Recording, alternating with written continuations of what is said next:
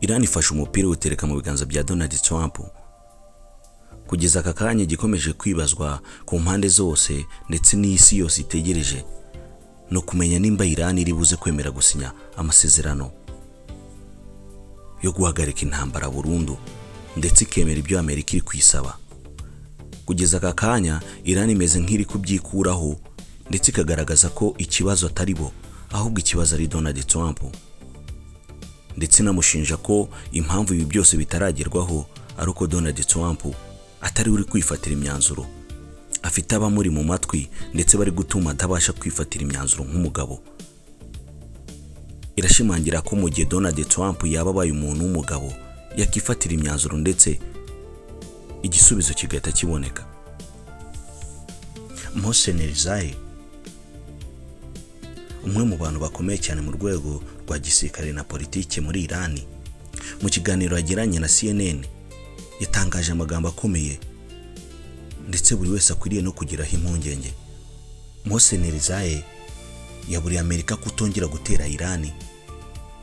Yavuze ko Amerika niyongera gukoresha igisirikare kuri Iran izinjira mu mwijima itazabasha kwikuramo, ashaka kuvuga ko intambara yaba ndende kandi ihenze cyane kurusha uko babiteganyaga.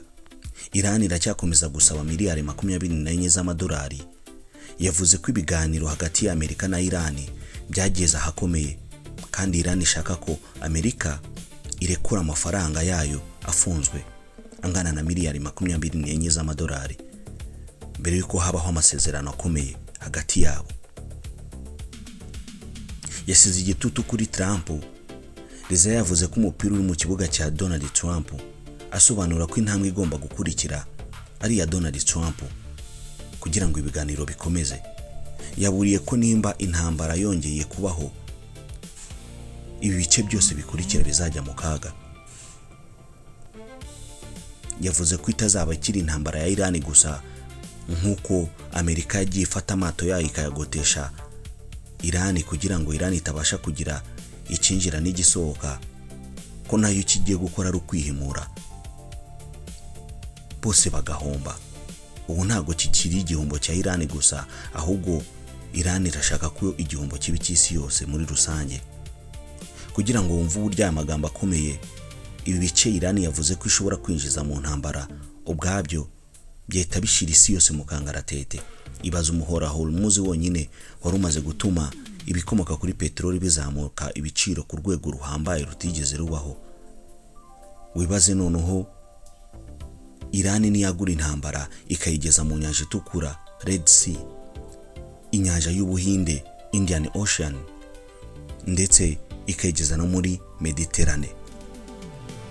Ubwabyo biraza guteza ikibazo gikomeye isi yose muri rusange. Ibikorwa by'ubucuruzi binyura mu mazi biraza kuba bigiye mu kangaratete, ndetse igisubizo cyabyo muracyumva neza.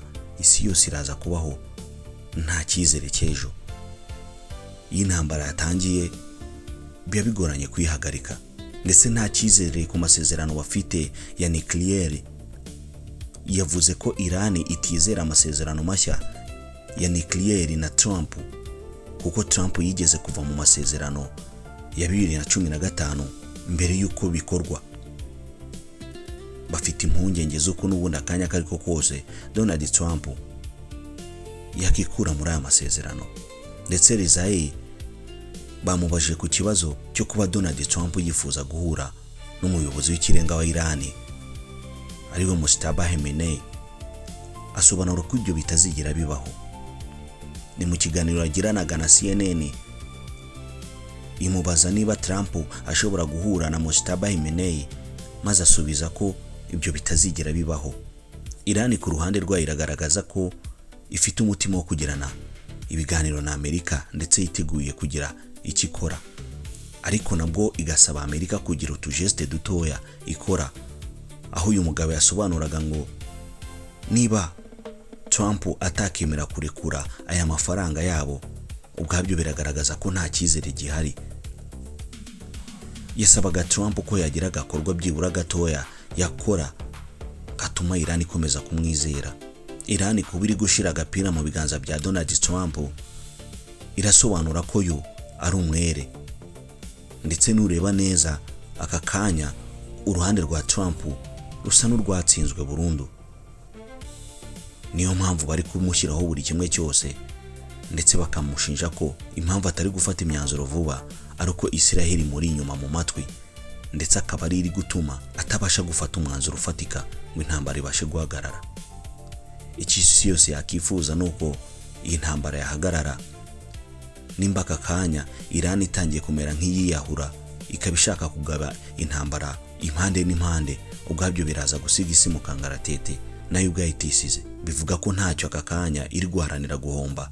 Ibi byose iri kubiterwa no kuba Amerika yarafashe amato yayo ikayazengurutsa amazi ya Iran yose, kugira ngo Iran itabasha kugira ibyinjira n'ibisohoka, ndetse ibi biri kugira ingaruka ikomeye cyane kuri Iran imbere mu gihugu, imibereho y'abaturage ndetse n'urwego rwa gisirikare n'ubukungu muri rusange bwa Iran.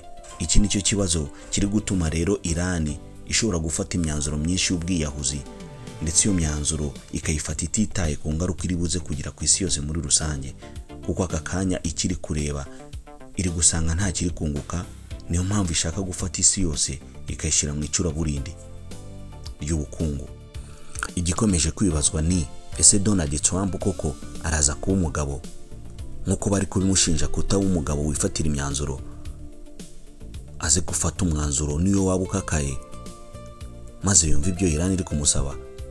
Icyambere Iran ishize imbere no kurekura aya mafaranga yayo mu gihe Amerika itabyifuza, kubera ko batekereza ko aya mafaranga arekuwe Iran yayakoresha mu bikorwa bya gisirikare, ndetse kwiyubaka kwa Iran ikibazo gikomeye kuri Donald Trump, kuko Donald Trump ntago yifuza ko igisirikare cya Iran cyakomeza kugira imbaraga z'umurengera. Ibi ubwabyo nibyo biri gutuma aya mafaranga atari kurwa, kandi Iran ikaba yashaka ko kubihambaye, ndetse kuba ishaka aya mafaranga bituma igenda ifata imyanzuro ikomeye, kuko kugeza aka kanya umuhora wa Hormuz urafunze, ndetse Iran niyo ufite mu biganza. Reka dukomeze turebe aho bigana. Icyo twese twifuza nuko habaho igisubizo kizima, amasezerano akagerwaho, ndetse ibibazo bigakemuka. Icyo buri wese atakifuza kumva no kuba intambara yakaguka ikagera no mu bindi bice by'inyanja zigiye zitandukanye, kuko noneho isi yabigiye kuzamba burundu. Ibikorwa by'ubucuruzi byaba bigiye kurindimuka no gusubizwa inyuma bihagije, kandi ibi byose bigira ingaruka ku baturage batuye isi muri rusange. Reka tubifurize kugwa neza no gukomeza kuryoherwa n'ibiganiro tubagezaho. Ayo niyo makuru twe tubafitiye ari kuvugwa aka kanya.